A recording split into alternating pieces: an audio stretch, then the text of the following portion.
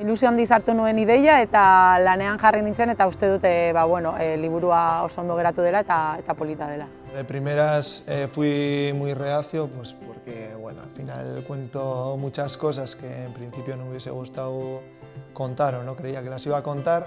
Prozesua nahiko polita izan da, egia da, gogoratzen ez nituen gauza batzuk burura etorri zaizkidala, arratsalde pilo bat eman ditugula Miren eta biok elkarrekin solasean, dana grabatzen.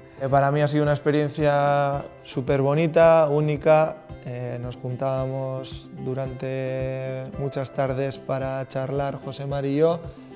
Nos grabábamos todas las conversaciones para contar anécdotas, todas mis vivencias de ese año y poder pasarlo al libro, modificando después todo lo que no nos gustaba, con los que no nos sentíamos identificados y con la idea de que si no estábamos seguros no se publicaría. Y en este caso aquí está, así que nos hemos sentido muy identificados. Bueno, letrak eta futbola da askotan jarraitzen dudan festival bat, parte hartu dut behin baino gehiagotan liburuen irakurketan, beraz niretzat beste modu batean egitea garrantzitsua izan da.